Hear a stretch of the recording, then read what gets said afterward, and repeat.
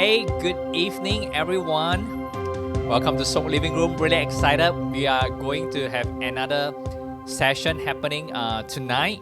So if you have missed last week's session, feel free to catch it up on our Facebook Live. Our Facebook page and our YouTube page. All right, we are actually in a new month, and we started a new series called Co-Creating with the Creator. All right, so we started last week, and I think last week was really a lot of stuff. Really a lot of stuff, and I do encourage people to rewatch it, to listen it again. There are really many good key points that we talk about. All right. So anyway, a warm welcome to everyone who is slowly tuning in right now. You're watching Soul Living Room. We are from Horticulture Church. We are a church that's based in Singapore, and this is our midweek live session. We call it Soul Living Room because all the pastors, we kind of sit and gather around, and we have a conversation, a table talk, and a discussion theologically, sharing testimony and story around a topic of the month. And this month we are on co-creating with the Creator. All right. So I do want to introduce my colleague. My amazing colleague that I get to work with, I get to build the kingdom with, run with. And the first one I gotta say, this man is highly creative. Really, highly creative. He loves to create. When we talk about creativity, there's a word create. I remember knowing him over the years. He loved to create videos and send to me. Oh. He loved to create videos and send to me. And sometimes he sent videos at those times that I was going to go to sleep. Revelation. Yeah, and sometimes he sent me a video really early in the morning. But nonetheless, they are really interesting and videos where it shows his personality, his creative juices that's in the mix. And last Sunday I was so appreciative of him coming into my Sunday school and really sharing with the kids. And wow, I tell you, some of you might want to join the Sunday school just to catch a glimpse. Some of you might want to become a kid just to sit in the Pastor Patrick class. All right, so hey, Pastor Patrick, would you like to say hi to our online audience? Good evening, everyone. Good to see all of you tonight. Thank you for being on time. I get to create all those videos because I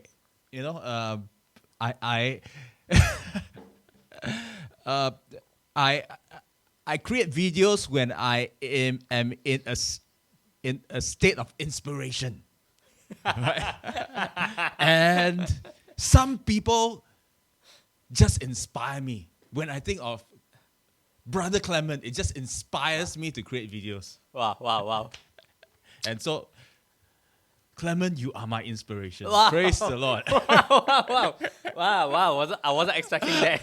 Okay. Wow. Thank you, Patrick. Wow. What a great compliment. I receive it. Yeah, right. And really, creativity is all about inspiration. Ultimately, our inspiration is God and from God. But God also used different things to inspire us. He used people to inspire us. He used events to inspire us. He used pieces of art to inspire us. And so, what is God bringing into your life today to inspire you? That's just a thought for you. Pastor Jeff? Yes. And we all need to understand that the reason why you're creative is you're made in the image and likeness of a creator. So you need to treat creative as an inheritance, as part of who you are, because you're created by the Creator, and the Creator, you're made in the image and likeness of a person who of God, and part of who He is Creator. He is Creator of all things. So, and once you understand that there are some things you nurture, and there's something that's part of your nature. Nurture, it means that I'm not good at it, but I can nurture myself into. But nature is about who you are. Nurture is about you becoming something that you're not yet, but it becomes something you are in the future. So there are some gifts that you nurture, and there are some gifts that is in your nature. So if we can understand that we are part of God and we have the DNA of God, and if He's the creator, that means part of our nature is being creative. And the problem is that we separate. Sometimes the secular separates the creative, as in the people in art, the people in the movie industry, the music industry, the anything that has to do with drawing. No, I'll put creative in a. This is my explanation of it. It's a thing outside of the normal box. It's a thing outside of the normal box. God creates something out of nothing. He spoke the world into creation. Yeah? But if you look throughout the Bible, right, when every time God works with man, he didn't create something out of nothing, he creates something out of something. Meaning, what is in your hands? Shepherd's rod. Meaning, what do you have? The oil. And meaning, what do you have? Fishes and loaf. Meaning, what do you have? 6 jars of water, right? 6 jars of water for the washing ceremony. So if you look at the creative process of God, though He spoke the world into creation, He creates something out of nothing, but yet when He works with men, He actually creates something out of something. Sometimes we fail to see how creative we are because we are expecting Him to make something out of nothing. Now God's mode, when He's in Genesis 1 and 2, He creates something out of nothing. It's let that be. But when He comes to man, it's different. It's like the widow, and Elijah asked this question, right? I mean, they ran out of food and stuff, and what happened is, and Elijah, what do you have? What do you have, right? I said, I have nothing, and then the widow actually said, I'm nothing, but actually there's something. And then she said, well, I have some oil and flour, right? And then through that something, the miracle was created. So a lot of times we undervalue or underestimate, or we look past, we bypass the things that is in our life that God can be used to create a miracle. It's very essential because all of us undervalue those things that God has given us. All of us. Yeah. And you see, the thing is, what the widow has undervalued becomes the substance that God used to create the miracle that she needs for the whole season. And the fact that a lot of you that is listening right now, the 46 of you that is listening right now, most of the time you will say this, but I don't think I'm creative. See, that's a problem. That is a failure to recognize the oil and the flour that is already there. That's a failure to recognize what God has really placed in the house. What is in the house that could create an unlimited source of oil and flour that lasts throughout the whole season when there's a drought. And that is essential. Yeah, and throughout the Bible, we understand the fishes and the loaves. We understand the water into wine. We understand the oil and the flour and the unlimited oil that overflows. Yeah, we understand all these things. Now there are aspects where God gave manna, right? God gave manna. God causes the water to flow out of the rock, and that is something out of nothing. But yet, at the same time, because the default mode of God is love, then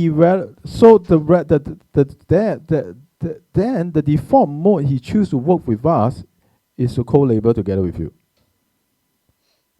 You see, so because God is love, so His default mode of operation is partnership. It is the same that when you love someone, you say, I'd rather do everything together with them. Right? And that is important. That is important. Because, tonight maybe is something that we need to realize, that we need to look at actually the things that we have been belittling all along that is actually in the house. So the main question is, what is in the house that God uses? And yeah, I'll save more for later because there is a creative process. There's a creative process. Now you need to understand that there's a survey that's done in America that says 80% of the business that didn't actually survive was businesses that actually started for the sole purpose of making money, which is interesting. Yeah, but default, we know that every business must make money. But if you start a business just for the purpose of making money, it seems it seems that 80% of this in America fails. Why? Because now the problem is this: it's like bubble tea. Like bubble tea is a classic example. Bubble tea. I know. I'm sure most of your countries, like 55 of you, I'm sure your country has bubble tea. Yeah, bubble tea, right? I mean, now the problem is for the first bubble tea come out, it was successful. Then someone decided to copy it because it make money. Then it becomes like I mean, in Singapore, we probably have at least more than 20 different brands of bubble tea. To famous ones and non-famous ones, the market becomes so diluted. Some fail, some succeed, but most of them are average. Why? And a lot of them actually fail because they try to copy a copy of a good thing. A copy of a good thing is still a imitation. Yeah, it will always be lesser than the good thing because you're just second best. And so, and that's the reason why if you have something that's original, if you have something that meets the need of the person, it always is successful. Like it's like in soap, we are not trying to be like everybody else. If you attend our service, you will know that it's 3 hours, and you might not like it. It's 3 hours. Yeah, it's like, what in the world? Like, where's my PowerPoint? It's like, why does the pastor preach about PowerPoint? Sometimes like, where are my 3 points? Why is the worship like 1 hour, 1.5 hours? You might not like it, but yet we are not trying to compete with every single one, because that's how church is done and it's successful for them. It not necessarily means that church should be done in my way in order to be successful for me. And neither am I are we trying to attract everybody? In Sockability, we are attracting people who hunger for the nature and the presence of, and the supernatural and the presence of God, and the glory of God to fall on earth as it's in heaven. To bring transformation for every believer should understand authority, power, and His love to bring transformation out in the streets, out in the marketplace, to bring transformation outside of the church. That's our mandate. No one, we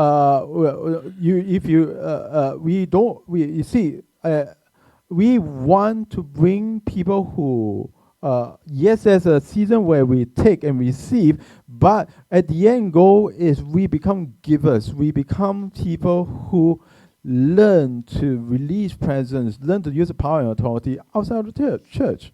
And so therefore, if you are coming to this place and you say, I want to be fed, I want to be relaxed, I just want to attend church for 20 years, and then I play golf, and I die, and I go heaven, this is not the place for you. This is not the place for you. But if you want to be a world changer, kingdom transformer, if you want to be filled with the Holy Spirit, if you want miracle signs and wonders outside, you want to see transformation in your family, in your marketplace, in your workplace, in the governance, in education, in medical science, this is the place for you. That means, right, the people we attract is people who are compelled to be filled with the presence of God, not just as takers, but to give the presence of God, to release presence and power to bring transformation over all the earth. And therefore, when you come, and it's not necessary that you like us, but we are meeting a need. We are not trying to be like everyone else. We are meeting a need. That because we are original, we are meeting a need, and we are attracting a particular group of people. At this moment, the church cannot be generic. It cannot be generic. A lot of people are doing generic. You need to know what you're called to. You need to know what is the distinct flavor that God has given your church or the body of Christ or you yourself, and run with it. And stop trying to be like everybody else. We have enough bubble tea. we have enough bubble tea. We have enough Korean barbecue. I mean, the first barbecue store in Korean barbecue, which I didn't know it wasn't Korean barbecue. Me and Clement were just talking about it. And we thought that many years ago, there was this place called Seoul Garden, right? And we thought, oh, Seoul Garden, just because it's the capital of Korea. And we went there and said, oh, and I'm so proud. I said, I tasted Korean barbecue, yay. But I've never been there. I have never been there, right? So for the longest time, we thought that, I know Clement will agree with me, that was Korean barbecue. That was. And then one day, we really tried Korean barbecue. Suddenly, there's this huge influx of Korean drama, and then suddenly Korean food and all the kimchi, bam, everything happened. And we realized, wow, is this Korean barbecue? I've been deceived for the longest time. I mean, Korean Seoul Garden is not that bad, but it's just very different, you know? And suddenly I realized, whoa, I've been tricked for so many years, right? and why? And it's totally changed my perspective of really what Korean food tastes like. But I will never know, because I will never know when I have not been introduced to something that is better and something that is original. I will never know. And the goal is not trying to be the same. The goal is trying to be unique. The goal is that run with what God has called you to. Because what God has called you to is authentic and original. And the moment you stay off course and off track to look at someone else's anointing, you are no longer being original. And that means that the people you are supposed to attract originally will not be able to have a taste of who you are. And many people will lose the opportunity of having a taste of who the original Jeff, Patrick, or Clement is, because we started to follow someone else because they are successful. Their plan is successful, so that we import. We Singaporeans like to import. We always like to import things that are successful, not realizing that what works in America and what works in London and what works in Australia might not work for Singapore. That is really essential, because we don't need a church that looks like everybody else. Now you need to understand, the book of I'm sharing a lot. The book of Acts teach you what the church does. It doesn't teach you how to do church. Okay, the book of Acts teach you what the church does: breaking of bread, worship, gather together, psalms, hymns, spiritual songs. But it didn't tell you how regular they do it, or how they do it, or what structure to do it, or which day to do it, which hour to do it. It didn't tell. The rest is really up to us to interpret it. So as long as I'm taking communion, breaking the bread, worshiping, loving the Lord, encouraging, strengthening each other with the word, and then encouraging to preach the gospel, it doesn't matter how I do it, as long as the job gets done. And so it's not that we don't have structure, we have structure, but we need to understand that you know what? You also need to run with what God has called you to. Be authentic to who you are. Once you lose authenticity, you lose creativity. You understand that? Let me repeat that. Once you lose authenticity, you lose creativity. If I need to be someone else in front of a person in order for them to respect me, may I remind you that whenever you are with this person, a part of you is missing. Let me repeat that. If I need to pretend like someone else in front of a person in order for this leader to respect me, may I suggest you already lose part of yourself when you are with this person. And therefore, when you come under that kind of controlling leadership, you will never grow into fully who God wants you to be. Now, and neither am I saying don't honor leaders, I am, but you also need to honor your calling. Yeah? And it's essential. Because there's a lot of potential in a lot of Christians. It's just that they are not in an environment or an atmosphere that they can live up those potential, because they are not given the opportunity to grow. They are not given the opportunity to shine, just because their gift is different from the body of Christ that they are called to.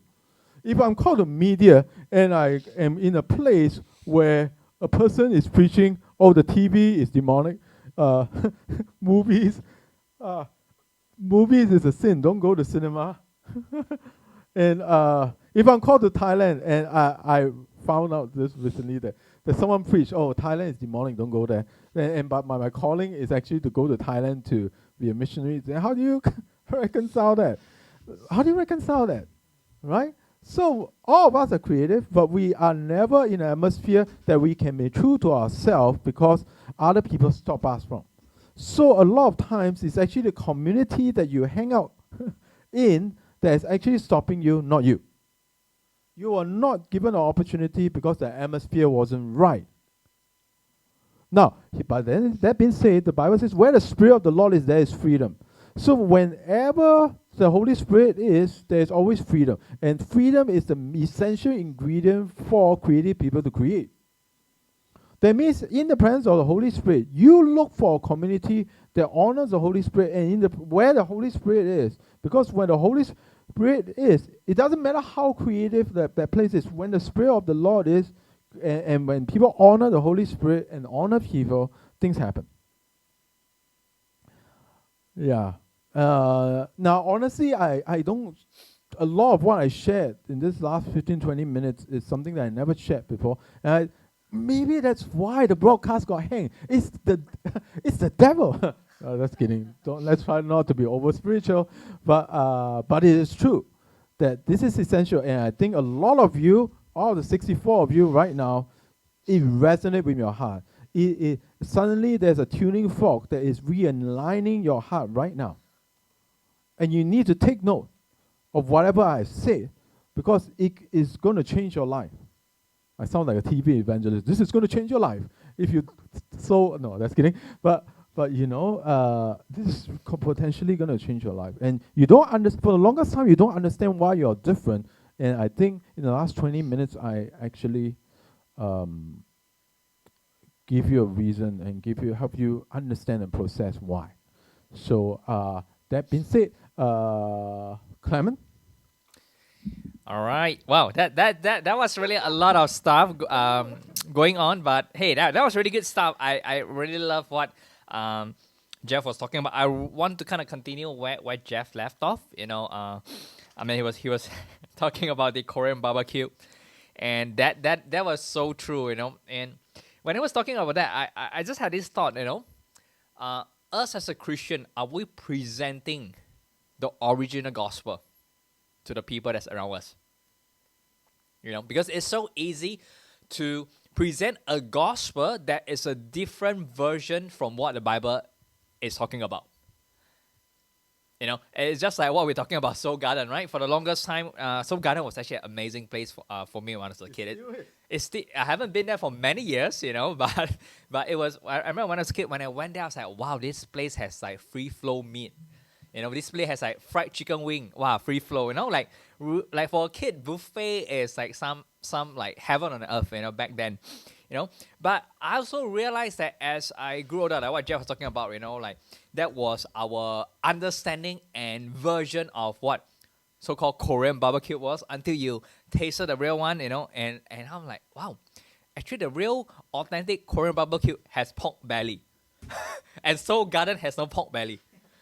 Because Seoul Garden is a halal restaurant, you know, and so you know, and for more, of course, you know, kind of feel deceived. But you see, the thing is this: are we presenting and living out a gospel that is the original one that Jesus was talking about, and as we live it out, people taste that original flavor, or are they experiencing something else? You know, because I remember when I was saved, you know, I was so excited to be a Christian. You know, but I was in a conservative church. I was so excited to be Christian, you know, I was like, wow, God is real, God is love, you know. And it's so easy that I can come and accept what I've experienced so far as the default and stay comfortable as like, okay, this is how Christians should be. Go to church, worship God, etc. You know, but when the supernatural come into my life, I was like, wow, there is a new dimension. But yet at the same time, the supernatural is not an add-on.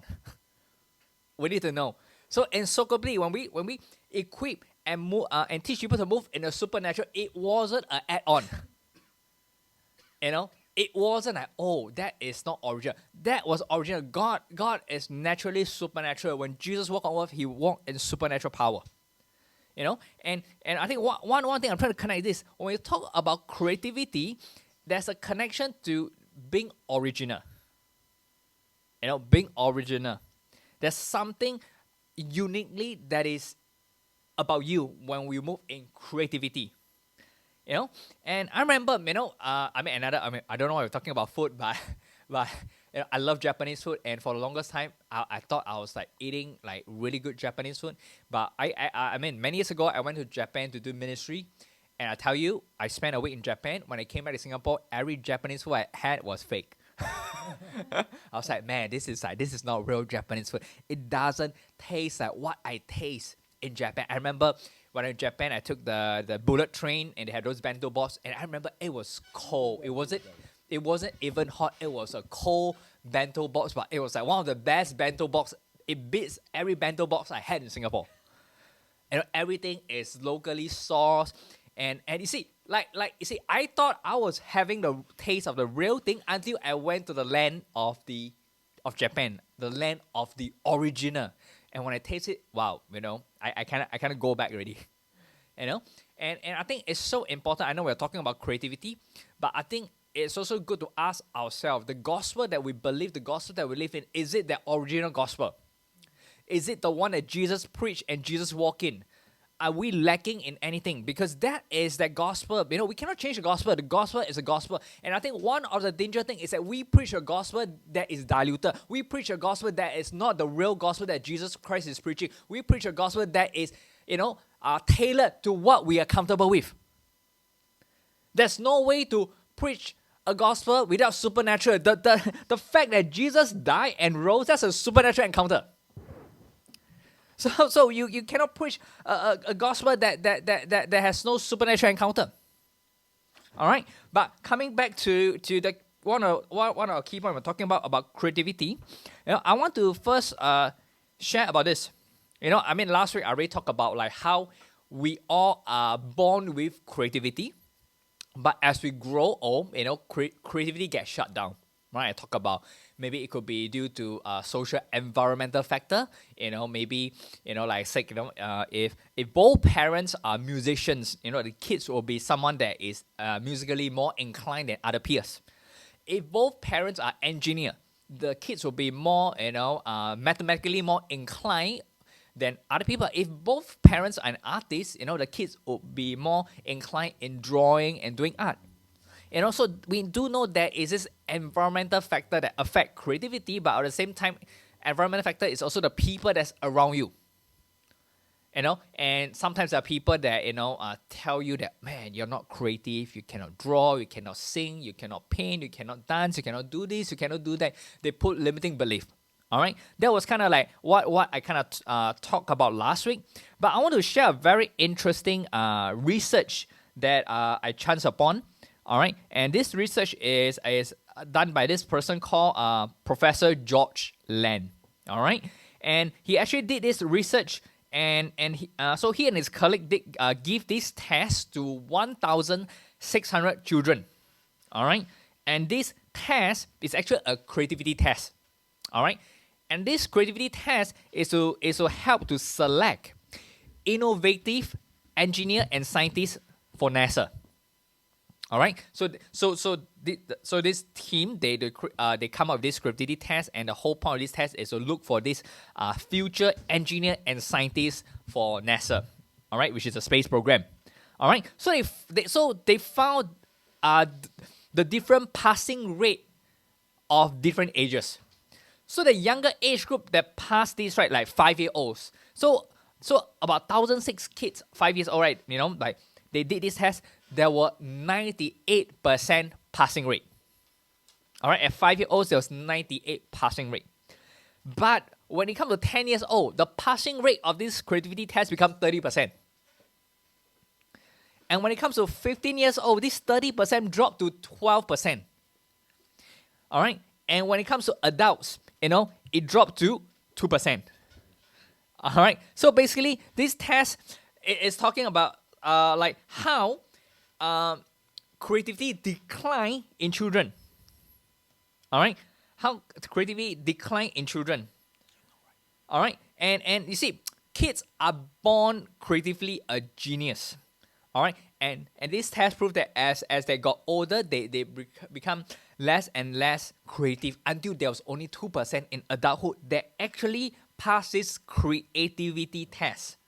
All right, so this is what they found out. All right, so young kids, they have this amazing brains that's developing, and at the same time there are bountiful, no limitation in terms of imagination and thinking capabilities. All right, they basically, when they're young, they develop, all right, trillions, all right, neural synapses. All right, so what is synapses? Synapses is basically, they connect neurons in the brain to the other neurons in the rest of the body. All right, so during a kids growing up, right, what's happening is like they have these trillions of neural synapses in the first few years of their life. All right, but then there's a process called a synaptic pruning. All right, synaptic pruning, and these connections start to decrease over time because some of these synapses are used and others are not used. All right, and you see, one thing we need to take note is that kids sometimes come up with some of the most interesting or maybe even the weirdest idea. All right, and one of the things that we can all relate to is like kids love to be like aspiring chef at maybe like 4 years old or 5 years old, right? They come up with very interesting recipe, right? They come up with things like, oh, I want ketchup on white rice. All right, like, or maybe some weird one. I want grilled cheese and chocolate chips. All right, or maybe another one, French fries with applesauce. They come up with really like weird stuff, or maybe there's like, I want durians and French fries. They come up with this really weird combination, but yet at the same time, these are all their creative like juices, creative synapses that's connecting and coming out of this, because when they're young, they were not taught what was right and what was wrong. I still remember, when I was a kid, one of the things that I love to do is I love to put ketchup in my mashed potato. Every time, when my parents bring me to KFC, I remember, and they have this mashed potato, and one of the things that I remember, I was like, man, I want to create like the new type of mashed potato, and I will squeeze ketchup into the mashed potato and become like this new tomatoey mashed potato, But you see, back then that was my creative side coming out. It's like, hey, I want to create something, and my creation has no limitation because no one taught me what was right and what is wrong. No one tell me what is the standards, And so that was kind of like what is naturally in every kid, So I want to, based on what I shared, the research, I want to put some really interesting thing that what creativity is about, okay? Because kids love to create by nature, all right? So we need to know, first of all, creativity is an ability. Creativity is an ability. For some people, maybe creativity come easier. We are all wired differently. But because it's an ability, it is something that everyone can improve in it. All right? Everyone can improve in it. All right? So for example, everyone has the ability to swim. All right? But of course, for some people, maybe they are more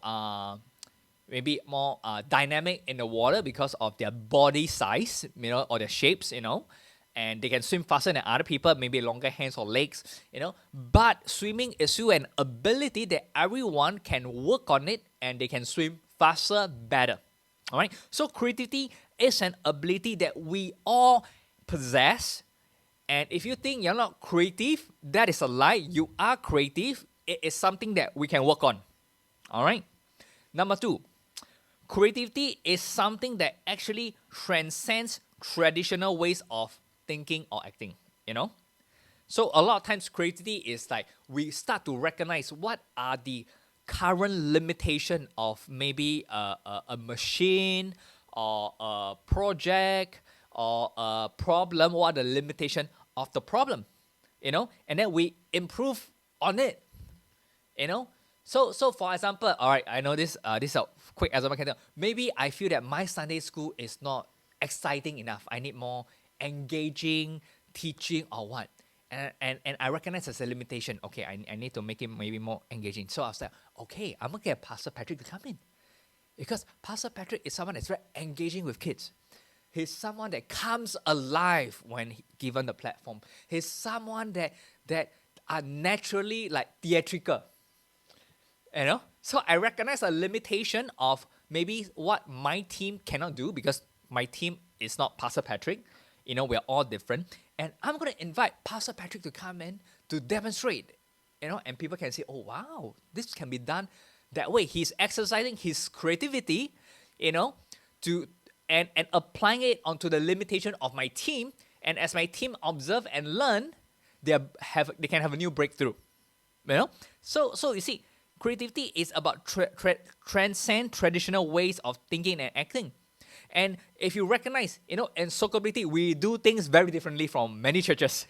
And Jeff mentioned that earlier on, like, Sok might not be a place that everyone can accept. Some people might come and say, wow, very long, 3 hours. How come the worship so long? Because some people might be more accustomed to, a shorter service or a shorter time of worship. But for us, that's our DNA. We love the presence of God. We love worship. That's a non-negotiable. And that was our creativity involved in it, because we recognize the limitation, we don't want to make our service limited by time. So, we have long service, we allow the Holy Spirit to move, and, number 3, all right, creativity is not just everything happening in the mind, like I'm imagining, I am dreaming, I am thinking, but creativity always has this very important one called developing. You take the thoughts and put it into action or materialize it. All right. So, for example, if you have you have this creativity about an object, then you cannot just imagine it. You got to build it, or maybe it's a process. Then you need to go and test it out, Or maybe it's a new idea. Then you have to go and research and prove it, Or maybe it's a new way to paint. You need to test it out. So you cannot let this creative thing just be limited or just moving into your mind, but you have to develop it and manifest it. So I think one of the things is this: when we start to recognize that creativity is an ability that all of us has it, it means that creativity is not just limited to what traditional people think of. Because when we talk about creativity, most people will think of traditionally, painting, drawing, and art. Creativity could be dance, visual art, and I feel like that is one part of creativity, but creativity is actually something that's very powerful and very important in our daily life, because creativity is needed to solve everyday problem. Every invention or innovation that we see, like the invention of the light bulb, the finding electricity, etc., all these things, it is all because there was creativity that was the force behind it, and it went to development, and that's why we got light bulb, etc. So most of the things that are innovative in nature, or maybe is something that's pioneering, etc., it has the element of creativity, and it's not limited to what most people would think as a visual art, but it could be maybe a new therapy. It could be a new way of architecture. It could be a new way of teaching methodology, in a school setting. There are so many bountiful and boundless way that you can apply that creativity. And it's not just limited to, what most people would think about. Because I just want to encourage everyone that you are already creative.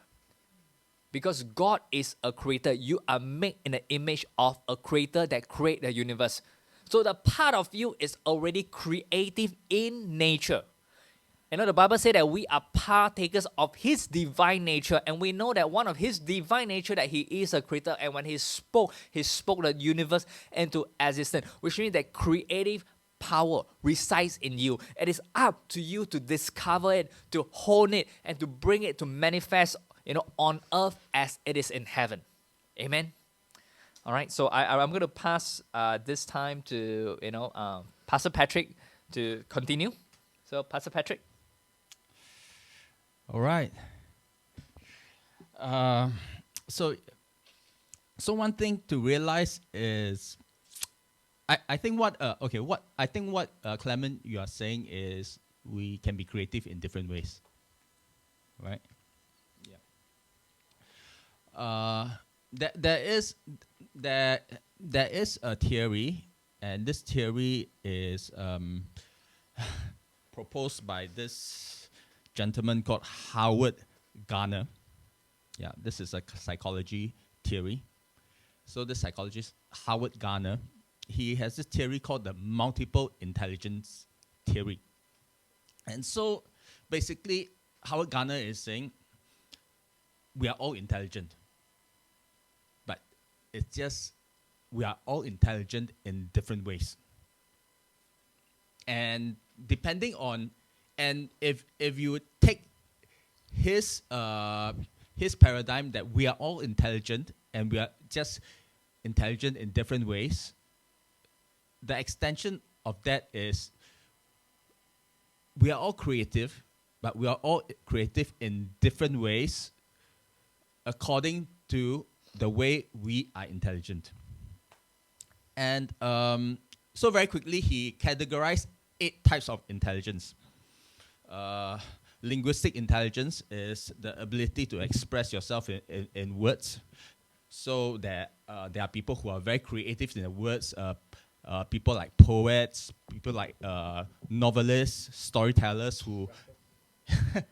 yeah. Rappers. Rappers is plus music, right? Yeah, rappers, yeah. Rappers. And so that's linguistic intelligence. And rappers will have linguistic intelligence plus musical intelligence, right?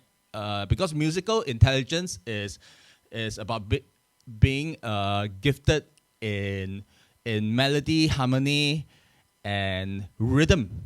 And rappers, you need rhythm, right? And so rappers are very creative in their words, but also keeping that rhythm. And so people with musical intelligence, they are able to create melodies, right? And so people who write songs have both linguistic intelligence and musical intelligence. Then you have something like bodily kinesthetic intelligence, which is the ability to coordinate your mind with your body. And that's where dancers come in. Dancers are very in tune, in touch with their bodies. And that requires body intelligence. But it doesn't stop there. Then you have things like spatial intelligence. Spatial intelligence, or spatial, is it? S-P-A-T-I-A-L.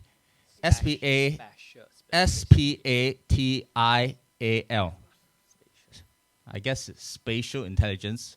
The ability to visualize the world in 3D, right?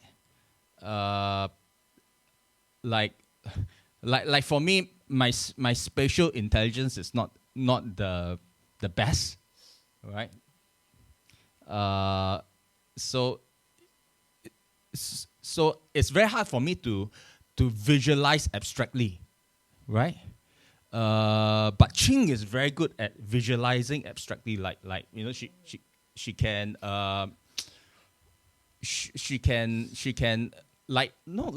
when you put all these background things, before you put them up, you already see them in your mind how it looks like when it's there. Now I cannot see it. That's why I think it's a waste of time to put anything on the background because of my lack of spatial intelligence. Right? Just for information. But so people with spatial intelligence, they have they have the potential to recognize and manipulate patterns of white space. And that includes graphic artists, that includes architects, that includes interior designers. But that also includes surgeons and pilots, right? Because pilots, they need to have that spatial awareness, right? Yeah. So maybe Ching, you can be a pilot. If you don't wear specs. Yeah, but yeah, so in order to be creative in a certain aspect, that you need a certain form of intelligence. That spatial intelligence is necessary for to be creative in all this what do you call this, placement of stuff? Landscape design, visual. Yeah, so that's spatial intelligence. Renovations, animations, yes. So different kinds of creativity is dependent of different kinds of intelligence. And then you have the naturalist intelligence, which is the ability to understand living things and nature. And so you have people who are very creative in the way they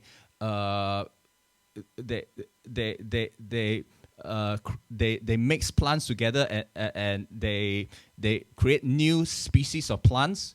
You have right now or nowadays what is very popular is vertical horticulture. All right, especially like in Singapore, we don't have much space, to have plants. So what do? You have plants on the wall. And now there's a lot of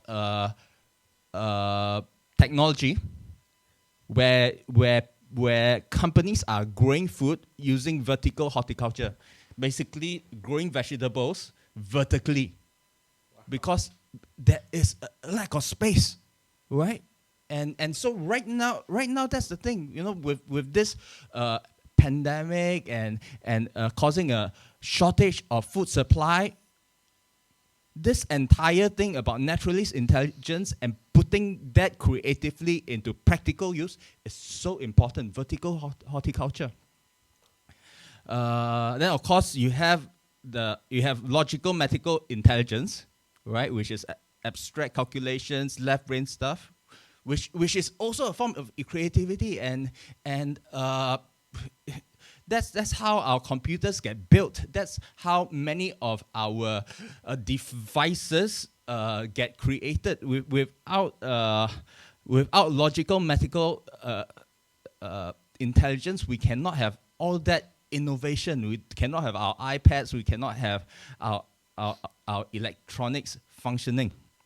And then of course you have interpersonal intelligence, the ability to understand other people, and intrapersonal intelligence, the ability to understand yourself, what you want, what you need. So 8 kinds of intelligence, all right?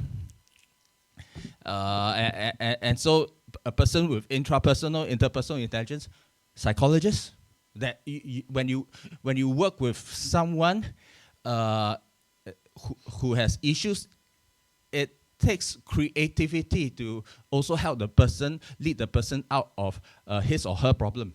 When I do inner healing, a lot of times I am led to do many things out of the box. And I did not read it from any book. Yeah, all I can say I was led, by the Holy Spirit, by inspiration, on the spur, to do something that is not in the book, but when I do it, when I lead the person through it, it works, and the person gets a breakthrough. And it's a very creative thing, right? And so the question is, in what way are you intelligent? The question is not, am I intelligent? The question is, in what way am I intelligent? These 8 types of intelligence, okay, I just list them out again. Not in order. Why don't you just type out the name and later on the chat, on the message, so we can. Well, It's very good. you It sounds good. you can just Google multiple intelligence theory, all right, and you can find it out. Howard Gardner's multiple intelligence theory, right? 8 types of intelligence: linguistic, spatial, naturalist, kinesthetic, musical, logical, interpersonal, and intrapersonal, right? So, in what way am I intelligent? That's the question to ask. And that would lead to the answer of, in what way am I creative? In what way does my creativity flow more naturally? And that's a good question to ask yourself, right? That's a lot of things, man. But I conclude and I agree that Pastor Patrick's spatial intelligence is not very good because he reverse parked into a pillar a few weeks ago. So his judgment is yes. I think we can all agree on that. What's the inner healing one? What's the inner healing? No, that would be intrapersonal and Intrapersonal, yeah. Intrapersonal is interpersonal, yeah. yeah. I think it's intrapersonal is good. Intrapersonal, interpersonal. Yeah. Wow. I think it's honestly all these things are trial and error. You see, the problem is that the Eastern culture don't take much. We are not very. Our risk tolerance is not that high, you know. Like and because we are afraid of making mistakes, we rather not make mistakes. I don't know whether you understand what I'm saying. That we are a culture where we would rather, especially for Singaporeans, we rather just stick to the norm. You know, I don't know whether you all understand what I'm saying. Because when you are creative, like if you want to create something, well, you're actually taking a risk because you don't know whether it'll work out or not. And faith, if you want to see miracles and faith, and faith is actually taking risks. It's really taking risks. And you know what if it's your I tried many different things. So most of you don't know I work in 7-Eleven, I work in Swenson, I work in a boutique bag shop, I work as a waiter, I work as a DJ, I work and in a metal band, I'm in a jazz band, I'm in a rock band. I do architectural drafting too. I also did interior design. Most of you don't know. Like did interior design. I learned to bake pizza. Music. I learned to create electronic music. I learned to record rock music. And you know what? I tried many different things. And I think the Father loves you because you try, not because you succeed. Yeah, and what if it's wrong? What if it didn't work? What if it didn't work? What if the thing that I do wasn't the thing that is good for me? Then that means it will be the thing that lead to the thing. Because if you try it, it didn't work. But because you try it, you get to a place where you mature in certain areas. It'll be the thing that leads to the thing. Honestly, someone told me, like, you know, your gifting is music. You sing before presidents and leaders. And I don't think highly of my voice. Neither do I think highly of my musical abilities. Until now, I don't think I can play very well. But yet, I said, well, there's actually nothing stopping me. Because I'd rather I'd rather answer God the question, I tried it and it didn't work, rather than to tell him I didn't do anything with it. You know, that's the problem with the only servant that wasn't that was punished was the servant that buried the treasure. You understand? And so I rather try it and it didn't work, and I tell God I tried, didn't work. than to not do anything with it. And so I tried it. I mean, I don't think highly of how I sing or how I play, but somehow eventually, you know what, I played my music in front of mayors, governors. One of the highest ones is I can't. One of the high places that I played was the president charity of a certain communist country that I can't tell you the name, but yeah, I played in front of the president and of the nation and shared the testimony of Jesus for 3 nights. And when I finished that, it was like, and I felt the Holy Spirit say, you know what, like whatever you did, that there is no evangelist that actually could pay money to be in a place where it's broadcast nationally in this nation. I just opened the door for you, and it wasn't by influence, it wasn't by money, it was just because of your obedience.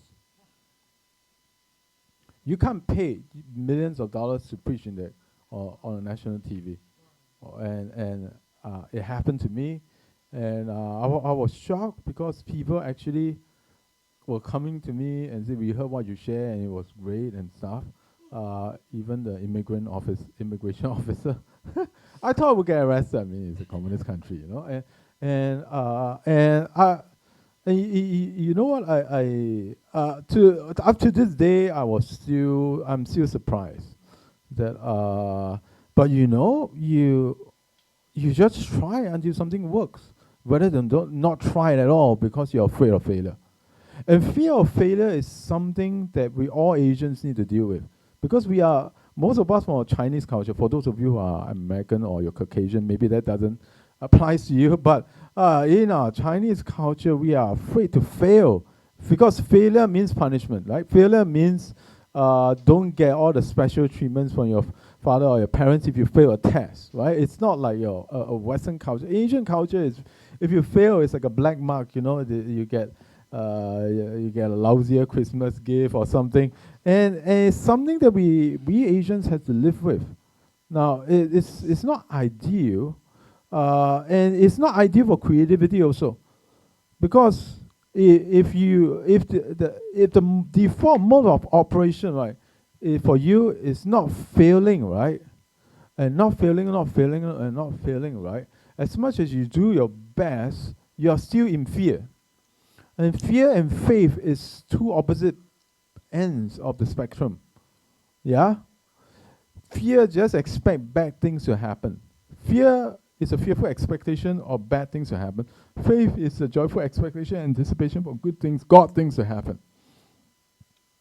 And in both cases, it's in fear, right? It's really not the best way to do it. And if you need to get number 1 and you get number 2, your object of your competition is the person that is in number 1. So you end up competing with the number 1. Then it becomes a very unhealthy culture of competition. And so our Asian culture it's not risk. It has a problem with risk. We don't take risk much because we are afraid of failures. But if you want to be creative, you have to take risks.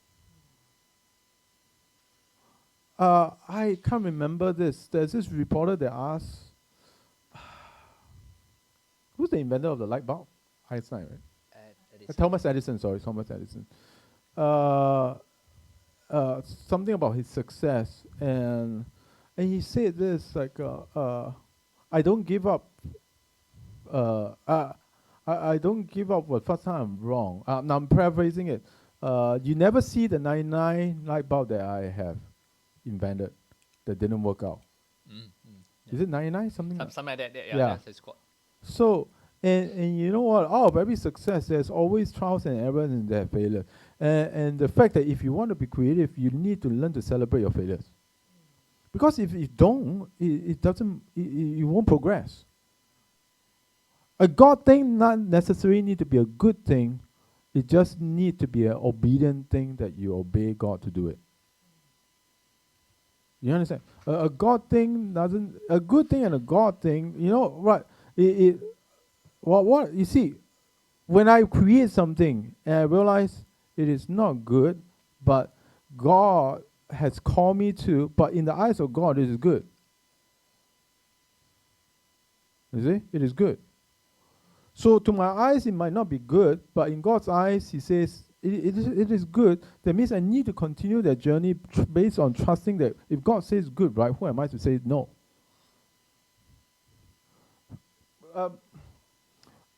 And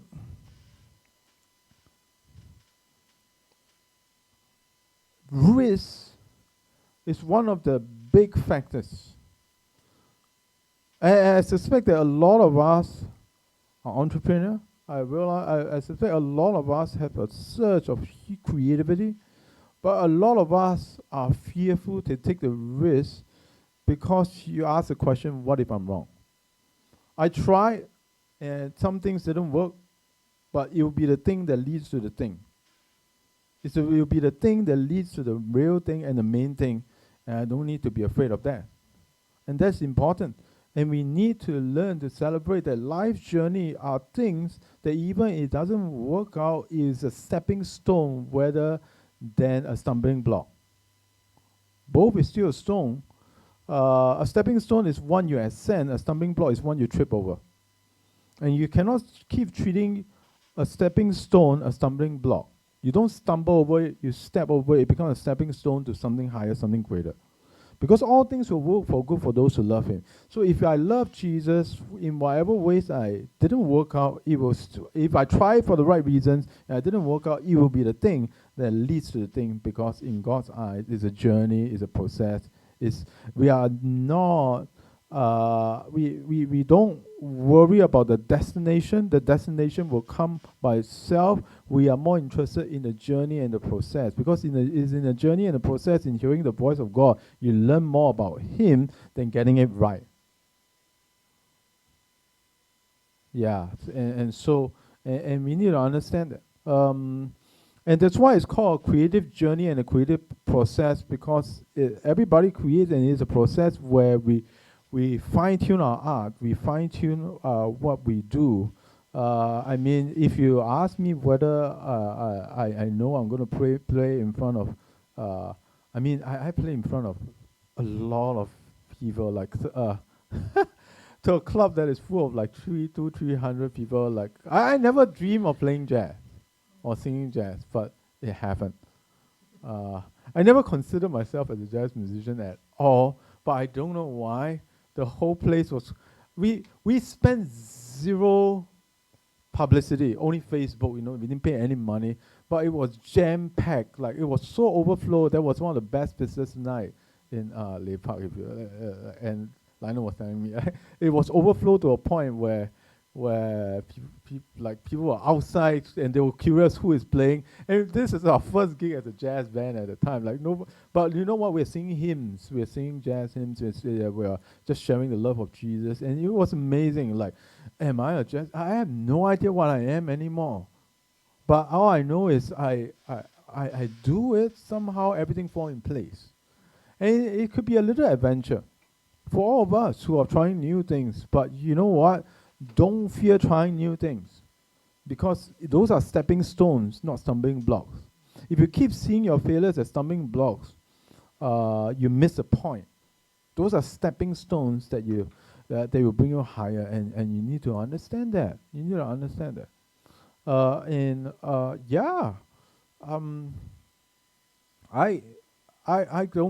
I tried so many things. I don't know what I am now. But I do this thing. I do know. I know what works for me and what don't, and that's the best thing that you can ever learn. At the end of the day, what works for you and what don't. When you understand that, you don't need to pretend like someone else, everybody else. You see, I know me more than anybody knows my wife know me. You understand? At the end of me trying everything, right, healing, going out in the streets and putting a store there. If you don't want to know your past, present, and future, sit down next to 20 over fortune tellers, and we managed to get a lot of people get born again and saved and healed. Me trying all those things, right? What worked, what didn't work. I mean, I tried this. Okay, I'm not afraid to share it. This is Lei Part again. I say, I have an idea, like, why don't I dress myself as a superhero? Like, maybe Deadpool, Deadpool got healed of cancer, right? I'm ministering to this whole group of, like, pre-believers who are, like, crazy and stuff. They say, we just put a sign there. I got healed of cancer. I can make you get you healed too. And put a sign there. I got a Deadpool costume, right? And when I dressed it up, you know what? It didn't work. Why? Because I almost sweat to death. And the mask have no holes. There's no holes for me to breathe. When I talk to people, I was mumbling. I couldn't understand. I said, what? Now that didn't work at all, man. The only thing that I ended up having a lot was a bucket of sweat. That didn't work. But on the Halloween, there was a time that I dressed up as Jesus. Yeah, I dressed up as Jesus, and we went to prophesy, and people were getting touched and healed, and they asked, like, we were prophesying to this bunch of Filipinos, and they were taking pictures with us because I'm the only long hair guy with that's Patrick's robe. I remember a white robe, where everybody else is vampires. Like, no more Deadpool this time. Like, it's so hot, and you know what?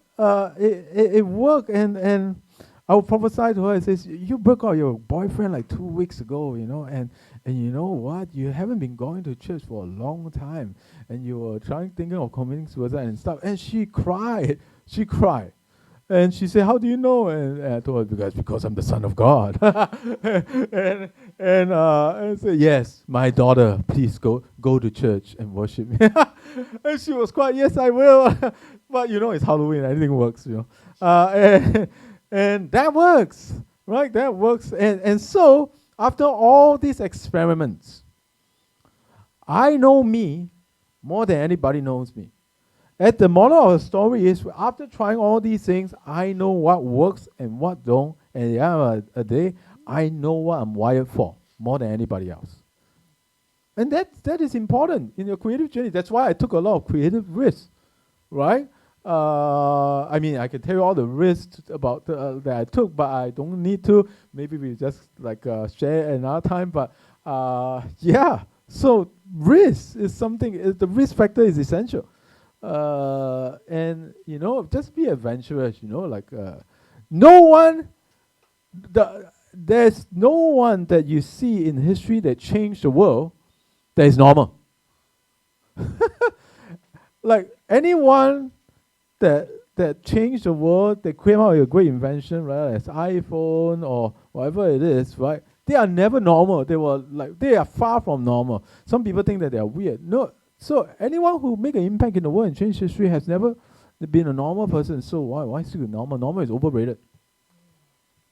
So just saying, yeah, Clement? Yeah, I mean, Jeff, I love kind of where you're going on this trail. This is really good stuff, really powerful. As you were sharing, I just really want to encourage and challenge everyone. What would you create with God if there is no fear? What would you create with God if there's no fear? Because a lot of time, fear is the one that cripples us and paralyzes us from even trying. And I feel like in terms of creativity, one of the reason why I feel like that I better put it this way, fear is fear, but when it comes to creativity, sometimes people have more fear because when you move into creativity, it actually kind of exposes part of who you are to the people around you. And I feel that it is that fear of exposure, that people are having the fear. And that fear of exposure stop people from even attempting to reveal to the world what you are made up of on the inside. And I really want to encourage people, you are made up of so many beautiful things inside of you.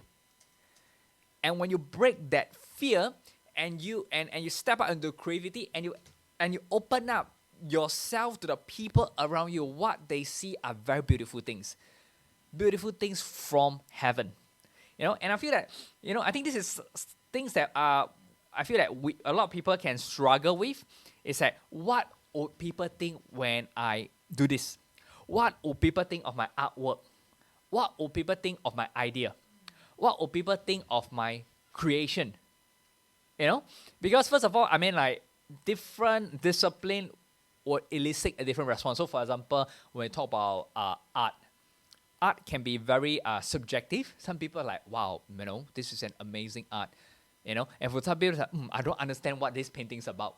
And I don't understand why it's so expensive. It can be subjective. But do you realize all the famous artists, they have no fear, in presenting their art? Because they know what they create has value and has people who will really appreciate the true value. And so they're not dealing with fear. They're not thinking like, what would this person think? What would that person think? They just know that I have the power to create. I am creative. And what I create, it will find the right people who will appreciate what I'm drawing and give the utmost value that's going to be attached to it. And that's how painting can sell for millions of dollars, and to the common, it's like, this is just a painting of a flower. This is just a painting of a balloon. And recently, one of the things that has been really crazy is this painting of a girl and a balloon during an auction, and halfway, the painting got shredded halfway. Some of you might know that. So now this painting got shredded, it actually increases in value. And recently I was reading it, and they are being put it back to auction, and from like $1 million, it's now worth more than $4 to $5 million.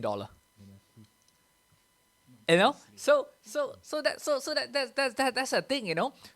You see, sometimes creativity, we have to come to this place of not fearing, because what is one man's treasure could be someone else's trash. And we don't have to worry about, what will people think? Because when we start to worry and fear, what would people think? Basically, what we're entertaining is fear. And it's going to stop you from stepping up. What will people think about my voice? Well, someone will love your voice. What will people think of my dance? Well, someone will appreciate and get ministered by your dance. What will people think of my food? Well, someone will love it. Unless you're cooking burnt food.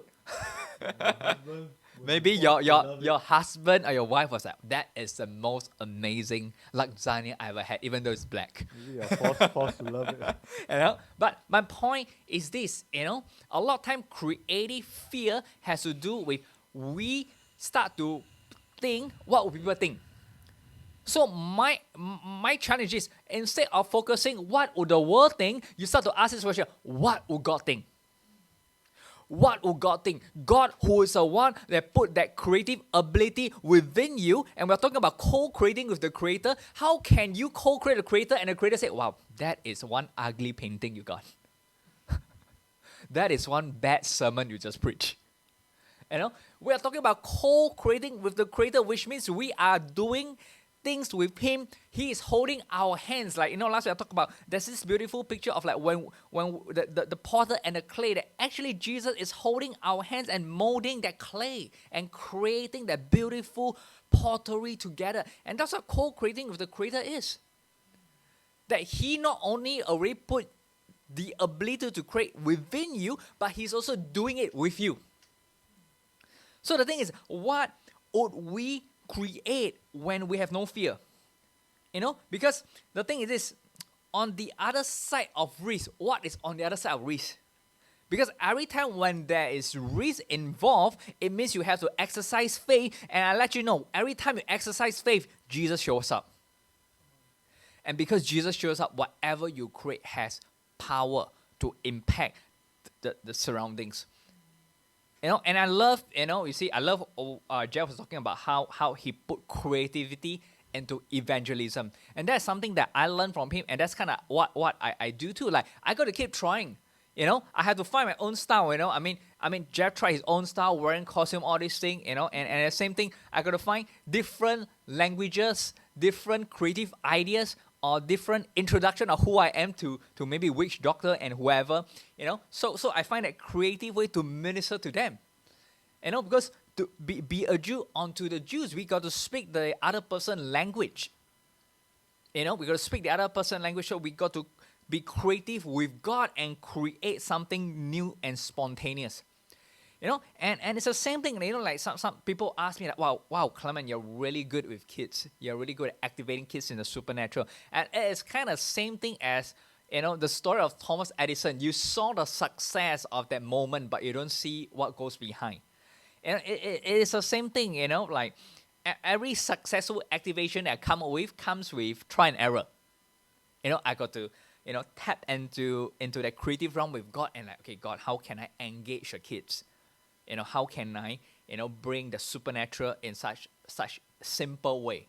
How can I make it condensed? So that is in itself a creative process, and I'm co-creating with the creator because I'm bound, like I say, creating something new because you want to transcend that limitation.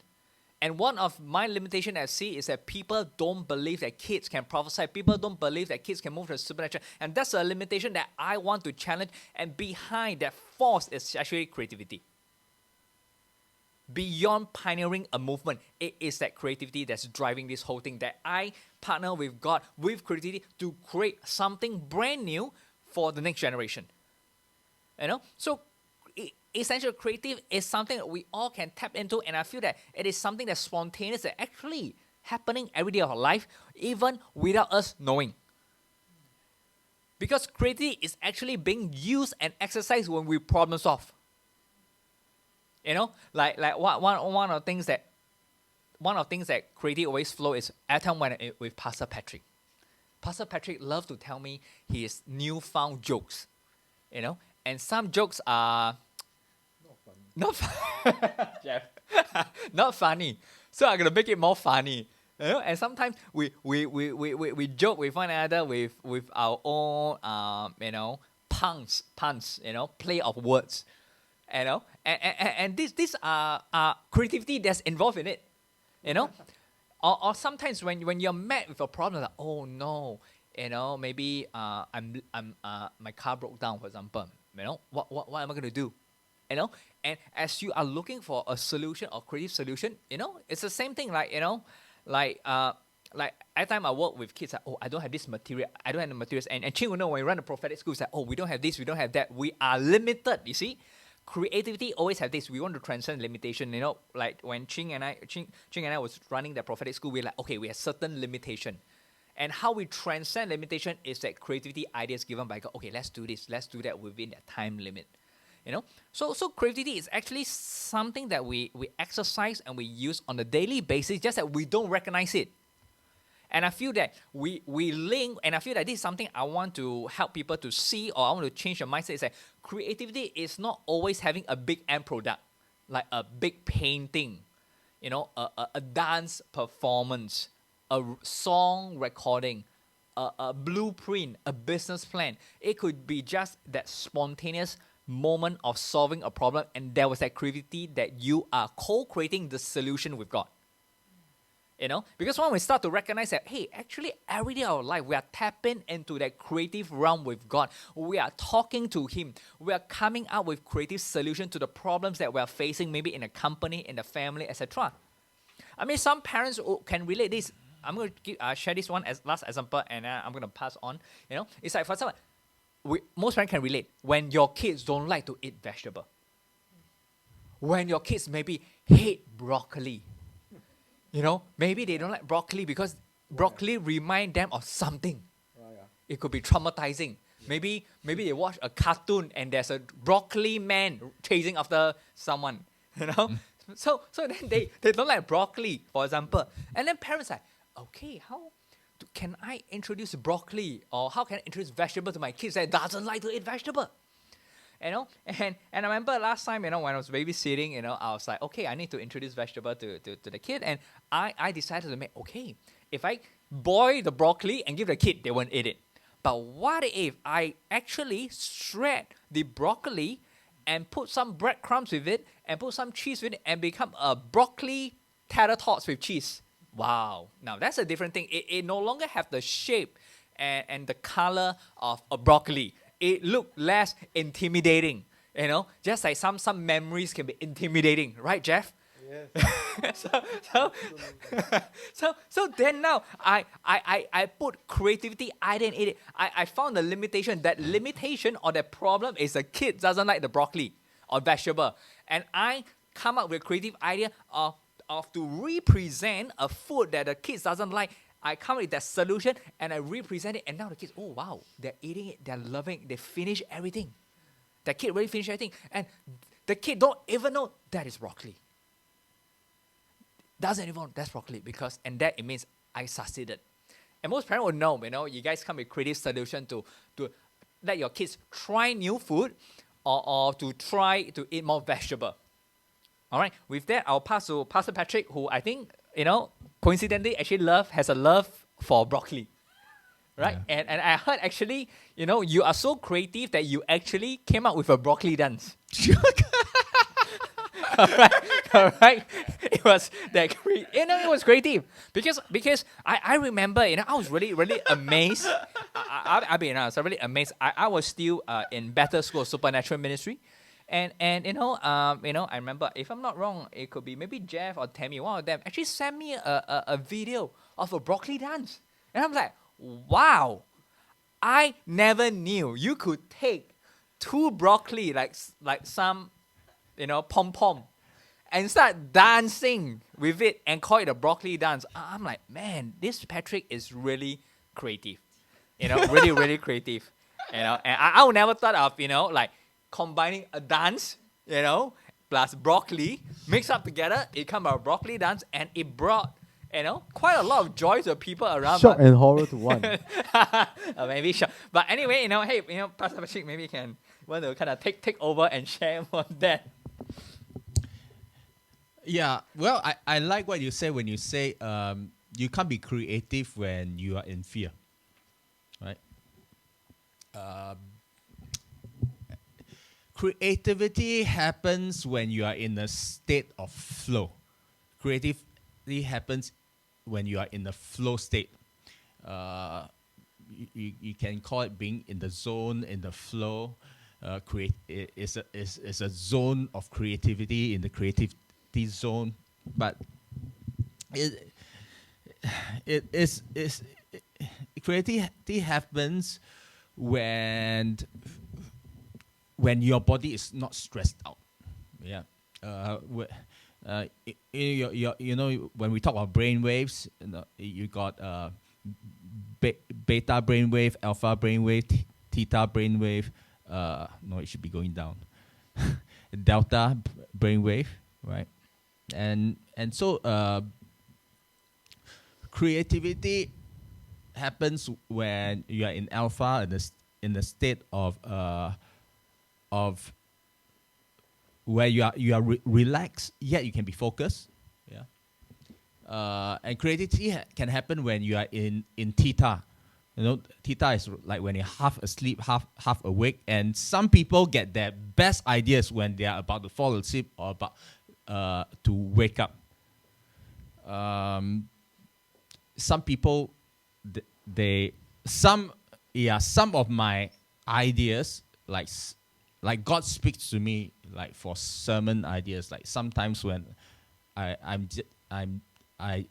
just about to fall asleep, or no more, just when I'm about to wake up, and then it drops into my spirit.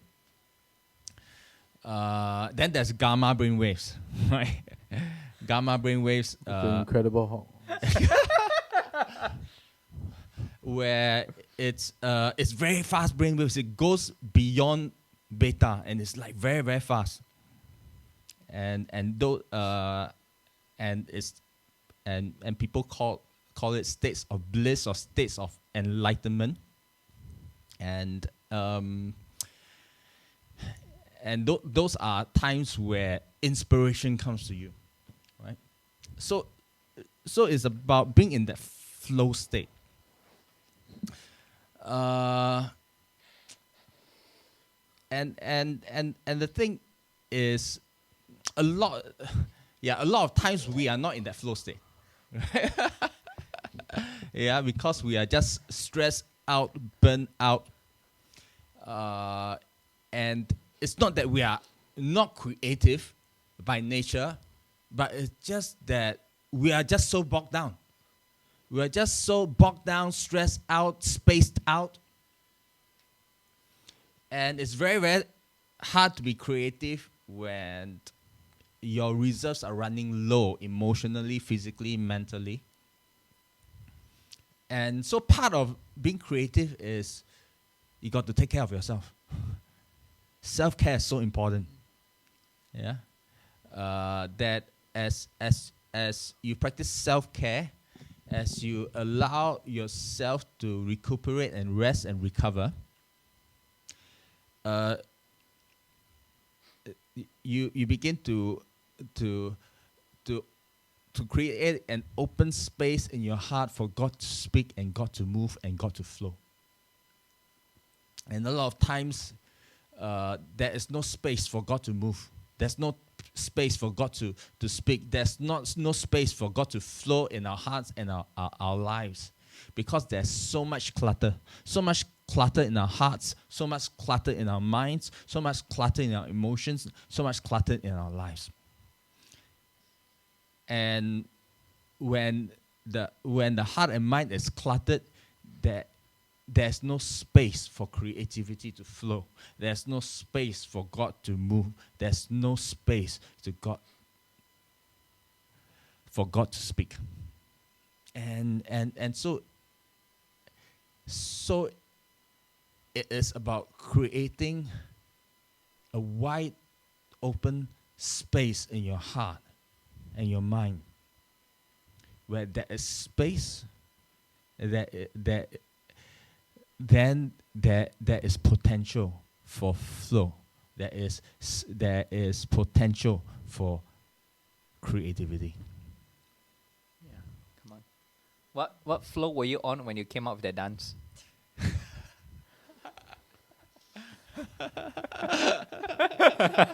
Was it alpha, gamma? Which one? Gamma going to Incredible Hulk. Gamma rays are like going off the chart. All right, let me switch very quickly. About 20 years ago, literally this was about 20 years ago. About 20 years ago, I finished my bachelor's a few years already. Yeah, but it was before I started on my master's. I started my master's 20 years ago, by the way. Yeah. So that time, 20 years ago, God spoke to me, and yeah, well, I assume it's from God, huh? God spoke to me and said, there are three needs of men. Okay, three needs of men that only man has this need, and animals don't have this need. And what are the three needs of man? Number one, consume. Number two, connect. Number three, create. And the first need, consume. Every living thing needs to consume. All right, animals need to consume. Everyone needs to consume, but when it comes to connection and creation, it's exclusive to man. And when we talk about consumption,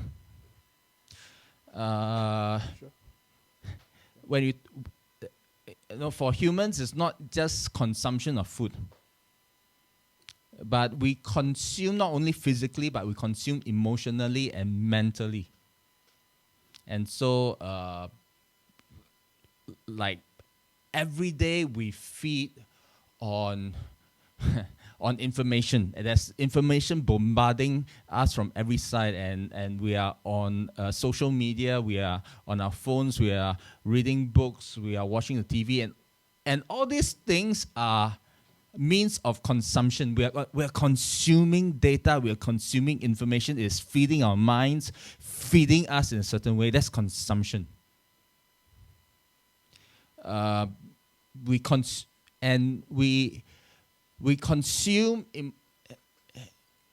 we consume mentally, we consume emotionally, and a lot of this data it's also feeding on our emotions, right? We're feeding on them, and it affects us emotionally.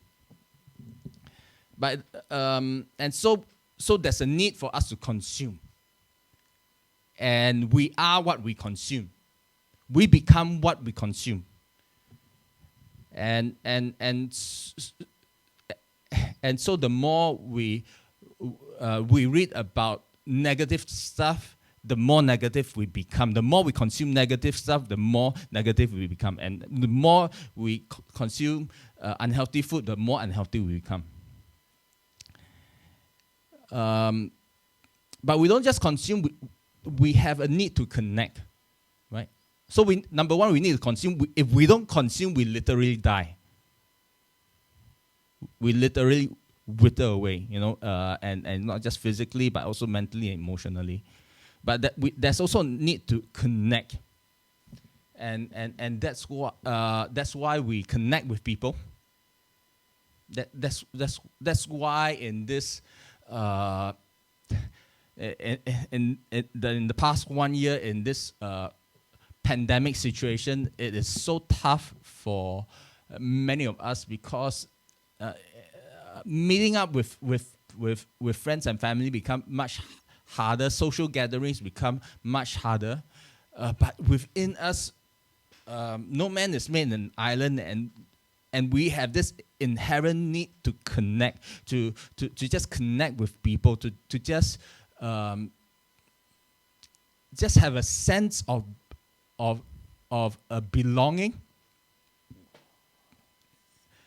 Humans have this need to feel belonged somewhere, to feel belong to something bigger than himself or herself. So there's this need to connect, to feel belong to something, to belong to something bigger, to belong to a greater cause, to belong to something meaningful. And ultimately, that is really our need to connect with our Creator, our God. This deep need to connect stems from this deep, this deep need that we really need to belong, to feel belong and connected with the Creator for us to feel whole, to feel complete. And so there's this strong need for connection. And then number 3 is that need to create. That human beings is the only species that have this need to create, right? To have this need to express itself. And so we express ourselves in different ways, through art, through music, through poetry. We create. We have different forms of creation, and these different forms of creation are different forms of expression, to express who we are and what we feel. So a lot of our creation is really to express who we are and what we feel.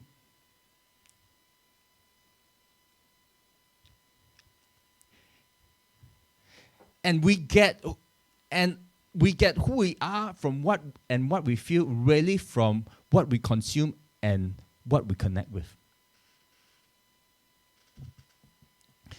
What we consume and what we connect with and who we connect with. Because who we are is shaped by what we consume and is shaped by who we connect with. There's a saying that you are the top 5 people that you spend time with. That the people that you spend time with shapes you the most. That the people you hang out with,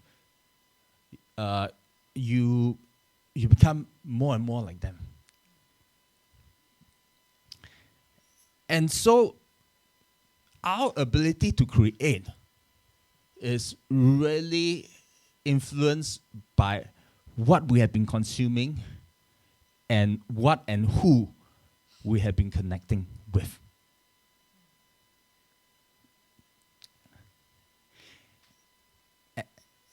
And so the consumption is input. And you can say connection is also input. Consumption, connected, input, and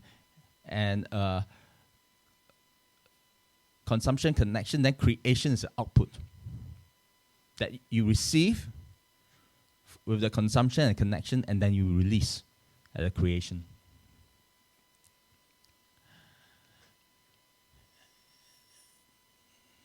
And so when I talk about the flow state, being that it's a state of flow, part of that is about connection. That a lot of times when I am in a state of flow, especially when I am preaching or leading worship and I'm in a state of flow, there's a connection, and I'm connecting with the Holy Spirit. I'm connecting with God, and then creativity flows because I'm connected. And there are times where I feel that it's so hard to preach a coherent sermon, and I get stuck here or there in the middle of my teaching or messages. That's because there are blockages and there are disconnection points. There are points where I get disconnected or the connection is not strong. Like just now, our broadcast, we got disconnected with the internet, right? And so creativity happens in a state of flow, and flow happens in a moment of connection. That when I'm connected, then that gets me in the flow state, and I am in the state of creativity. And being in a flow state is all about being present in the moment. Yeah, that when I'm in the flow state, I'm being present in the moment. My head is not stuck in the past, and my mind is not my mind is not wandering in the future. And so if I am really preaching a fiery sermon, my mind would not be thinking, what am I going to have for lunch after this? That's not going to happen because I am in the present. And so when you're in a flow state where creativity is just happening and flowing, you are caught up in the present moment. And it's like the river taking you.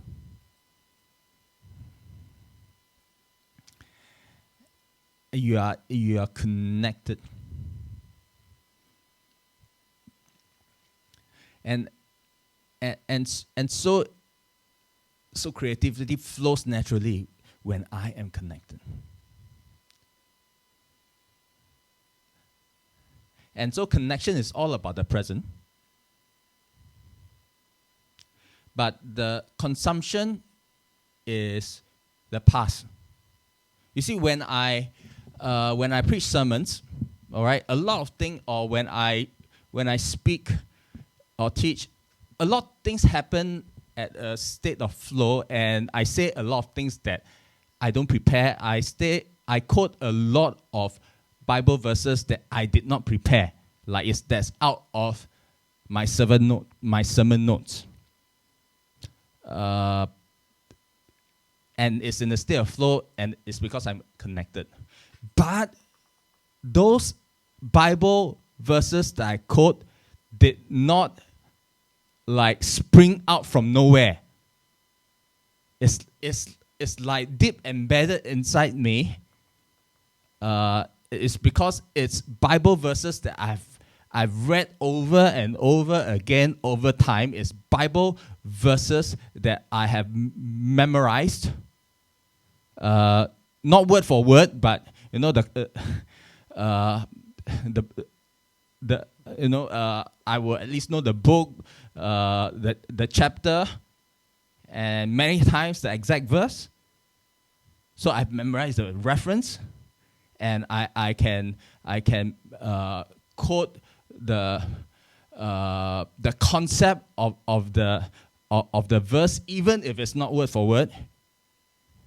Because the problem is, I used to memorize the NIV. Then after that, I changed to the NKJV, and the past many years I've been using the NASB. So I get confused. It's like I can no longer memorize word for word because I've changed so many Bible translations. But it's in me somewhere what it means, and so that's all my consumption for the past few decades, right?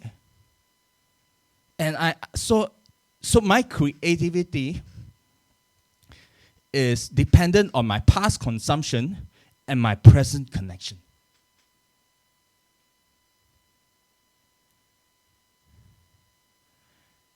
And so if you say, I don't know how to be creative, then the question to ask is, number one, how are you intelligent, and how do you want to be creative from that intelligence? And then number two, what have you been consuming? And what and who have you been connecting all this time and in the present? What is your consumption, and what is your connection? Outflows your creation. All right, Pastor Jeff. Wow, that's a lot of things. Wow. I think there's really a lot of heavy stuff tonight. I don't think I want to go any further.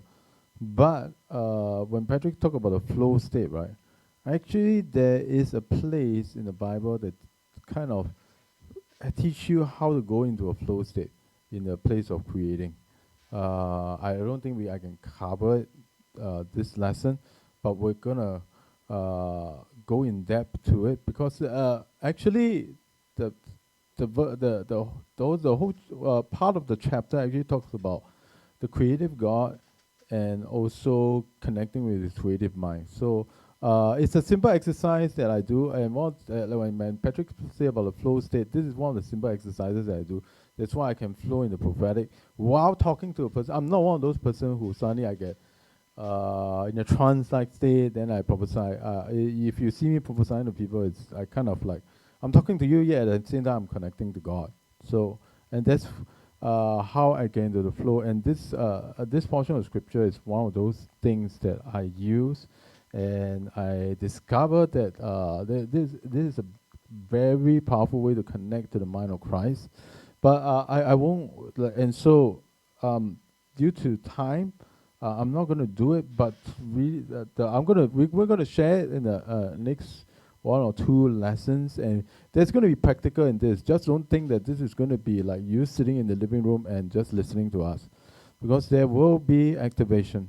There will be activations where you start to connect. I'll show you how to kind of connect into this place where you connect in the mind of Christ and creative ideas flow. And there's verses and simple exercises that link to it.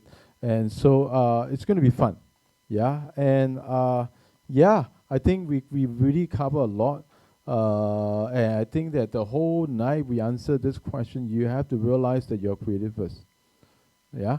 And you're made in the image and likeness of God. You are creative. And don't be afraid to take risks. I'm just summarizing everything.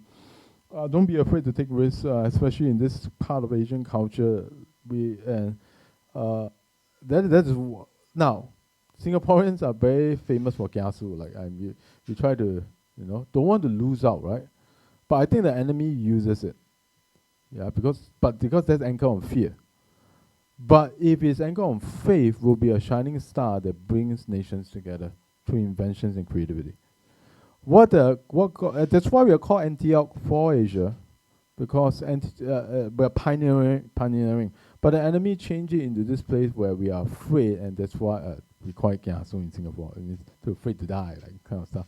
So everything has to be first. So the enemy corrupts it and uses it with fear. But I believe that this is a season where God is flipping this around to this place where Singaporeans can be one of the most creative group of people. And I want to lead you into that exercise in the next 1 or 2 weeks. Yeah. So that's good. We call it a wrap tonight because there's a lot of things. Re-listen to it if you need to. And it's going to be on YouTube also, but that's going to be in 1-2 days. But this is recorded, so you can revisit and listen to the lessons and the part that you missed out. Yeah.